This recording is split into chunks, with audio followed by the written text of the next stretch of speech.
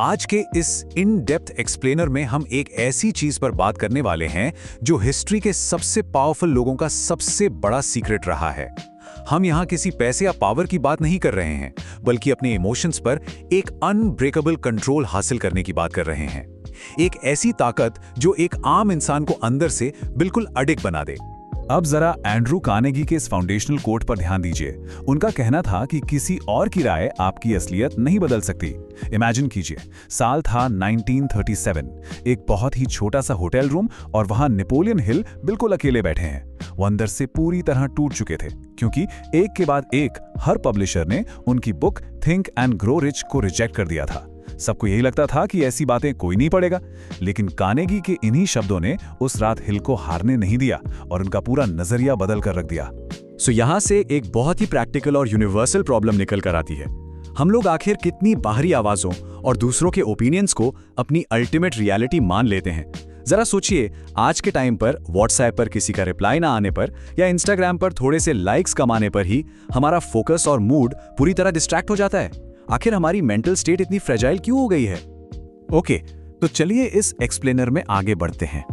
हम इस core problem से स्टार्ट करेंगे, उसके बाद रॉकेफेलर की 5 सेकंड रीसेट टेक्निक देखेंगे, फिर एडिसन का मेंटल फिल्टर, रोजवेल्ट का बैटल स्ट्रैटेजी और लास्ट में एक प्रैक्टिकल एक्शन चैलेंज लेंगे।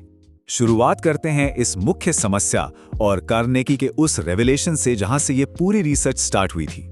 पता है, 25 साल तक चली एक बहुत डीप स्टडी में लगभग 500 मिलियनेयर्स और इंडस्ट्रियलिस्ट की लाइव्स को क्लोजली एनालाइज किया गया। उनके साथ वक्त बिताया गया, उनके नोट्स पढ़े गए और सबसे सरप्राइजिंग बात क्या थी? ये 500 लोग बाकियों से ज्यादा इंटेलिजेंट या लकी नहीं थे। उन सब में एग्जैक्टली एक ट्रेड बिल्कुल कॉमन था। उनका दिमाग एक्सटर्नल नॉइज, इंसल्ट्स या किसी भी रिजेक्शन से बिल्कुल अनमूव्ड रहता था। वो लोग मेंटली अनब्रेकेबल थे। और हेनरी फोर्ड का ये कोट उस हार्श रियलिटी को ब्रिलियंटली इलस्ट्रेट करता है। फोर्ड ने एक बार कहा था कि लोग एक्चुअली मेंटल स्ट्रेंथ चाहते ही नहीं है, उन्हें बस टेम्परली अच्छा फील करना होता है। ये कितना सच है ना? हम लगातार मोटिवेशनल कंटेंट कंज्यूम करते हैं, 2 दिन जोश में रहते हैं और फिर वापस उन्हीं पुराने रिएक्टिव पैटर्न्स में लौट आते हैं। तो आखिर इस आदत को कैसे बदला जाए? चलिए देखते हैं हमारा दूसरा पॉइंट, रॉकेफेलर की famous 5 second reset technique. Now इस स्टेप बाय स्टेप ब्रेकडाउन में एक बहुत इंटरेस्टिंग मैकेनिज्म छिपा है। एक पल के लिए सोचिए, जॉन डी रॉकेफेलर अपने ऑफिस में बैठे हैं और उन्हें अचानक खबर मिलती है कि उनकी एक बहुत बड़ी डील फेल हो गई, जिससे करोड़ों का नुकसान हुआ। जहां कोई आम इंसान गुस्से से आग बबूला हो जाता, रॉकेफेलर एकदम शांत रहे। उन्होंने अपनी आंखें बंद की, ठीक 5 सेकंड का पॉज लिया और फिर पूछे, ओके, आगे क्या करना है? ये उनका एग्जैक्ट 4 स्टेप फॉर्मूला था। पहला, इमोशन को फील कीजिए। दूसरा, उसे ऑनेस्टली एक्सेप्ट कीजिए। तीसरा, ठीक 5 सेकंड बाद उसे एक डीप ब्रेथ के साथ रिलीज कर दीजिए। और चौथा, तुरंत सोल्यूशन पर मूव ऑन कीजिए। उनका क्लियरली मानना था कि इमोशन एक वेव की तरह आती है। अगर आपने उसे पकड़ लिया तो वो डेफिनेटली आपको डुबा देगी। आगे बढ़ते हैं तीसरे पॉइंट पर, जो है थॉमस एडिसन की एक जबरदस्त मेंटल फिल्टर टेक्निक। हम सीधे थॉमस एडिसन की लेबोरेटरी की तरफ चलते हैं। एडिसन को हर रोज ऐसे सैकड़ों मैसेजेस आते थे जो उनके एक्सपेरिमेंट्स की लगातार बुराई करते थे। पर डिस्ट्रैक्ट होने के बजाय उन्होंने अपनी लैब के बोर्ड पर एक बहुत ही क्लियर मैसेज लगाया हुआ था, हर चीज आपके अटेंशन के लायक नहीं होती। एडिसन का फंडा बहुत सिंपल था, जो लोग उनके विजन को समझते ही नहीं, उन्हें बार बार समझाने की कोशिश करना लिटरली टाइम का सबसे बड़ा वेस्ट है। As you will see here, इस चीज के लिए उन्होंने एक बहुत स्ट्रिक्ट रूल बनाया। उन्होंने एक मेंटल नोटबुक बनाई जिसमें सिर्फ 5 लोगों के नाम थे। उन्होंने डिसाइड किया कि वो सिर्फ उन्हीं की सुनेंगे जो इंडस्ट्री के एक्सपर्ट हैं, जिन्होंने खुद कुछ अचीव किया है, जिनके इंटेंशंस ठीक हैं, जो अपने सफर में उनसे आगे हैं और जो डायरेक्टली एक्शनेबल एडवाइस दे सकते हैं। बाकी आने वाली हर एक एडवाइस उनके लिए सिर्फ और सिर्फ नॉइस थी।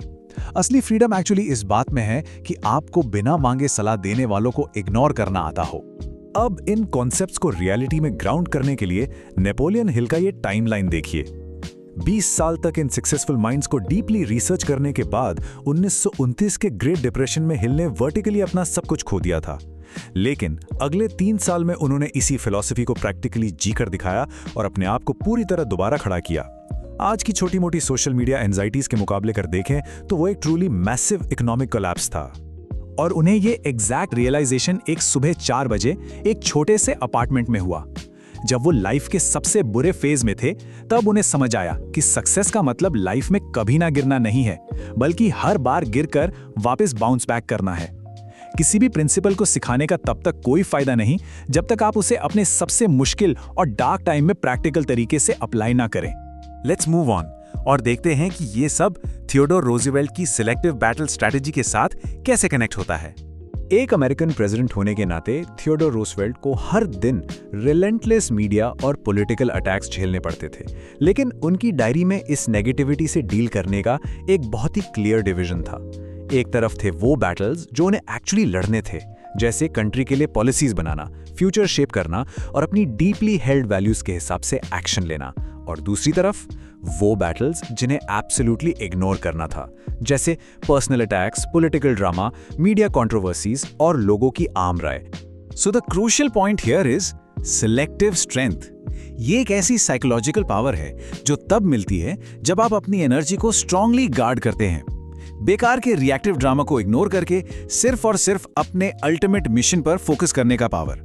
क्योंकि अगर हर छोटी अपमानजनक बात पर आप रिएक्ट करेंगे तो अपना कंट्रोल खोना तय है। अब आते हैं इस एक्सप्लेनर के क्लाइमैक्स पर, द 5% चैलेंज। इन सभी हिस्टोरिकल थियरीज को रियल वर्ल्ड में टेस्ट करने का टाइम आ गया है। ये विजुअल स्टैटिस्टिक्स सच में एक बड़ा वेकअप कॉल है। नोटिस कीजिए कि लगभग 95% लोग ऐसे होते हैं जो सिर्फ मोटिवेशन सुनते हैं और आगे निकल जाते हैं, लेकिन उनमें से एक बहुत ही टाइनी फ्रैक्शन, सिर्फ 5% लोग ऐसे होते हैं जो इन स्टेप्स को एक्चुअली लाइफ में उतारते हैं और सक्सेस हासिल करते हैं। The only difference is taking action। तो इसी के चलते यहाँ एक 7-day चैलेंज सामने आता है। अगले 7 दिनों तक जब भी किसी इंसल्ट या रिजेक्शन को फेस करना पड़े, try giving Rockefellers 5 second reset a shot. खुद से एक सिंपल सवाल पूछिए, क्या ये घटना आपके अल्टीमेट गोल पर वाकई कोई असर डाल रही है? आप पब्लिक अकाउंटेबिलिटी अपडेट्स भी पोस्ट कर सकते हैं। प्रूव कीजिए कि आप उस एलीट 5% का हिस्सा है। यही वो सॉलिड तरीका है जिससे एक अनब्रेकेबल इमोशनल ढाल बनती है। और आखिर में इस फाइनल थॉट के साथ एंड करना चाहेंगे, जब लाइफ का अल्टीमेट टेस्ट आपके सामने आएगा तो क्या हम सिर्फ इन लेसन्स को याद रखेंगे या वाकई में ठोस कदम उठाकर इन्हें हकीकत बनाएंगे? इस पर जरूर सोचिए। हमें पूरी उम्मीद है कि ये एक्सप्लेनर आपको लाइफ में स्ट्रांग रहने के लिए जरूर पुश करेगा। अपने नेक्स्ट एक्सप्लेनर में हम मिलियनेयर्स की मॉर्निंग रूटीन्स के बारे में बात करेंगे, तो उसके लिए भी फुली प्रिपेयर्ड रहिएगा।